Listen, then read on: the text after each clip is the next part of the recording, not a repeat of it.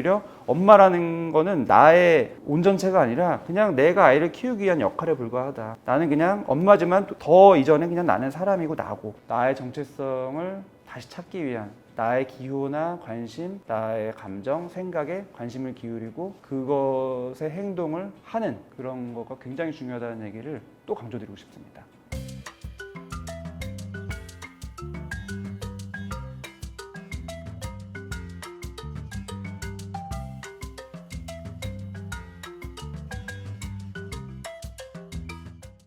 아이를 키우는 엄마분들에게 제가 제일 많이 듣는 질문이 나는 왜 이렇게 아이를 키울 때 화가 날까요? 왜 이렇게 감정 조절이 안 될까요? 입니다. 그리고 아이를 키우는 데 있어서 제일 걸림돌이자 내 마음에 심리적으로 갈등을 일으키는 부분이 바로 화가 난다는 거. 그리고 이 화가 조절이 안 된다는 부분인 것 같아요.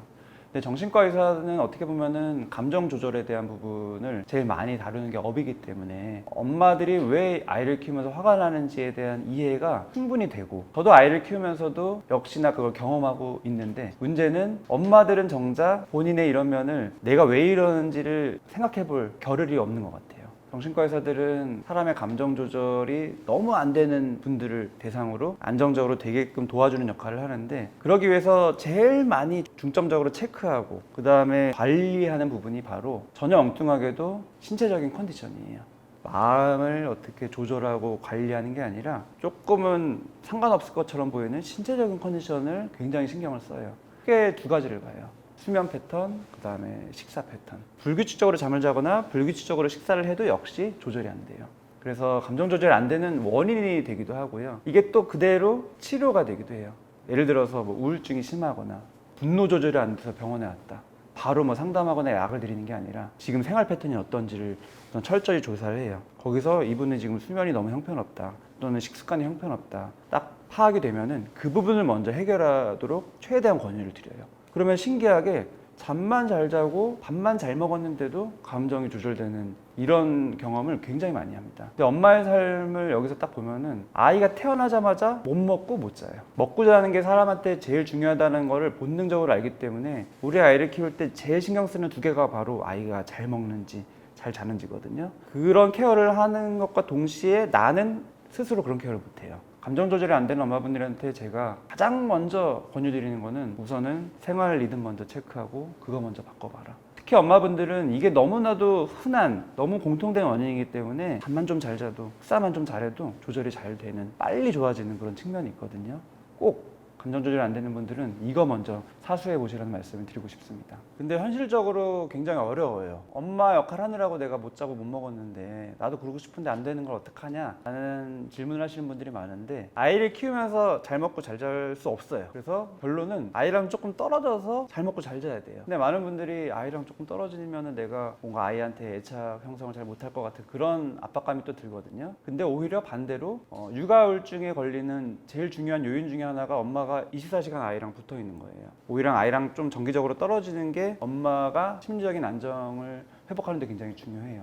그래서 실질적으로 도움이 될 수 있는 팁은 엄마가 아무리 못해도 일주일에 한 번은 아이 없이 통잠을 좀 자야 된다. 남편이 아무리 바빠도 주말에 하루 정도는 남편이 애를 데리고 자게 하고 나는 애 없이 혼자 자야 되는 거. 이게 굉장히 중요한 팁이고요. 먹는 것도 역시 아이랑 같이 먹으면 내가 제대로 못 먹어요. 꼭 외식이 아니어도 집에서 먹을 때도 내가 아이를 꼭 챙겨야 된다는 그 부담감을 조금은 내려놓는 연습을 정기적으로 해야 돼요. 조금 해봤더니 그냥 내가 차라리 아이 먹이면서 잘 못 먹는 게 마음이 편해요. 이런 분들이 많은데 그거는 굉장히 위험해요. 오히려 안 해봐서 못하는 거예요.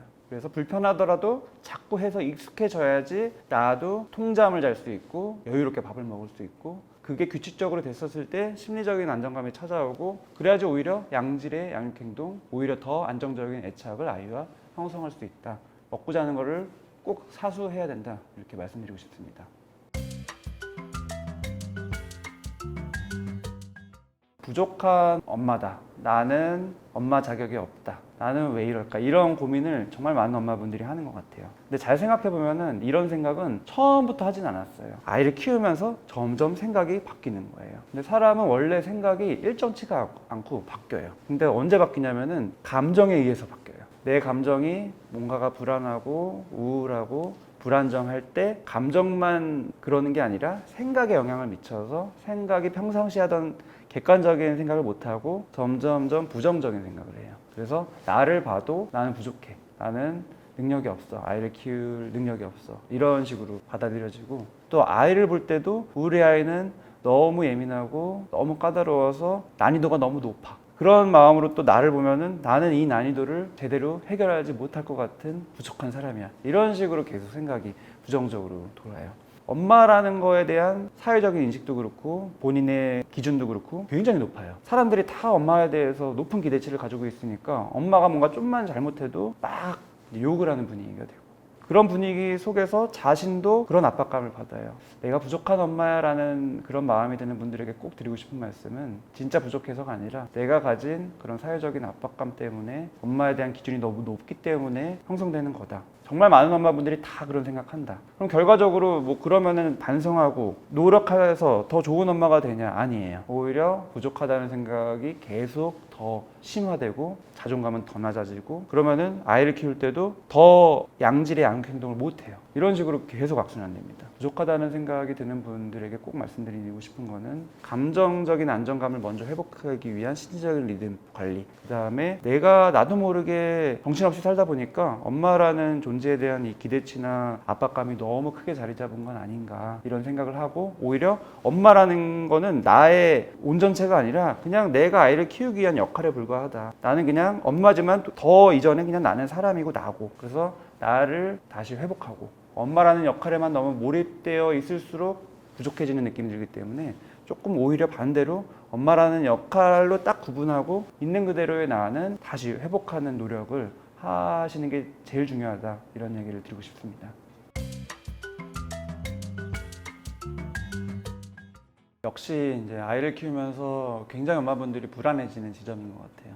내가 선택을 해야 될 일들이 무수히 많은데 아이가 크면 클수록 계속 내가 이 선택을 조금이라도 잘못했다가는 앞으로 아이 미래에 다 영향을 미쳐서 안 좋아질까봐 항상 매 선택마다 그런 고민을 하게 되거든요. 이 결정이 너무 중요하고 어렵기 때문에 드는 그런 마음이 아니라, 주관적으로 내가 이 결정에 대한 확신이 없을 때 나타나는 현상이라는 거고, 선택에 대한 압박감이 너무 들고 불안할수록 이거를 잘하려고 정보조사하고 다른 사람 어떻게 하나 지켜보고 그렇게 할 게 아니라, 선택의 주체인 내가 불안정하진 않은가, 내가 너무 나에 대한 확신이 없진 않은가, 자신감이 너무 떨어져 있진 않은가, 생각이 너무 부정적으로 치우쳐서 나에 대한 생각도 부정적이어서 나는 부족하다고 되어 있진 않은가, 아이를 키울 때 여러 가지 선택할 지점들에 대한 생각도 너무 이게 확대돼서 이거는 하나하나가 너무 큰 영향을 미칠 것처럼 생각이 흘러가지는 않은가를 먼저 보셔야 되고, 대부분은 다 이래요. 지금 말씀드리고 싶은 제일 중요한 거는, 아까 말씀드린 엄마라는 역할과 분리해서 나를 회복하는 게 제일 중요한데, 그걸 어떻게 할 거냐, 이 부분인 것 같아요. 근데 많은 분들이 내가 부족해, 나는 결정 못하겠어, 이런 상황에 놓였을 때 더 노력을 해요. 나 엄마로서 정보를 더 얻어야 돼, 엄마로서 더 아이를 사랑해야 돼. 근데 그런 식의 노력을 하다 보면은 문제가 엄마에 대해 가지고 있던 압박감은 더 커지고, 나 자신에 대해서 회복은커녕 더 멀어지고, 그러면은 결국에는 부정적인 생각은 더 오고, 이런 식으로 악순환되거든요. 오히려 내가 부족한 느낌 들고 내가 선택을 못할 것 같은 느낌이 들수록 선택을 잘하려는 노력을 하는 게 아니라 그냥 나한테 집중해야 돼요. 그거는 너무 자연스러운 건데 엄마가 되는 순간 그게 헷갈려요. 왜냐면은 아이한테 집중돼서. 사람의 에너지는 유한하기 때문에 아이의 생각과 감정, 여러 가지에 신경을 쓰는 동안에 동시에 그만큼 나에 대한 관심은 멀어져요. 그게 좋은 거 아니에요? 엄마는 아이 키울 때 자기 욕구가 없는 게 수월하지 않을까요? 이런 질문을 하실 수도 있는데, 그렇지가 않은 게, 사람은 본능적으로 자기 정체성을 꾸준히 유지하고 싶은 마음이 있어요. 그래서 엄마라는 역할을 하더라도 그게 내 정체성은 아니고, 내 정체성은 그냥 있는 그대로의 나, 내가 가지고 있는 뭐 생각, 감정, 또는 어떤 기호, 취미, 여러 가지 이런 것들을 회복하고 싶은 마음이 자꾸 들어요. 그래서 이거를 무시한다고 없어지는 게 아니다. 결국에는 이게 자꾸 억누를수록 쌓였다가 엉뚱하게 터진다. 그러니까 있는 그대로의 나를 놓치지 않고 계속 신경 써야 된다는 거고, 구체적인 팁은 너무 많아요. 하나의 예지만 우선 먹는 것부터 먹고 싶은 거 먹어라, 이런 얘기를 어머니들께 꼭 드리고 싶고, 그 다음 단계는 뭐 계속 확장되겠죠. 참는다고 해서 내가 훌륭한 엄마 되는 거 아니고, 오히려 무의식적으로는 다 쌓이고 나랑 멀어지고, 그래서 아까 말씀드린 부족한 엄마라는 생각, 또 결정 하나하나 할 때 너무 부담, 이런 식으로 오히려 양질의 양육한 행동을 하는 데는 방해가 된다, 이런 얘기를 드리고 싶습니다. 신체적인 리듬을 회복하는 거, 사수하는 거 아까 말씀드렸고, 또 나의 정체성을 다시 찾기 위한 나의 기호나 관심, 나의 감정, 생각에 관심을 기울이고 그것의 행동을 하는 그런 거가 굉장히 중요하다는 얘기를 또 강조드리고 싶습니다.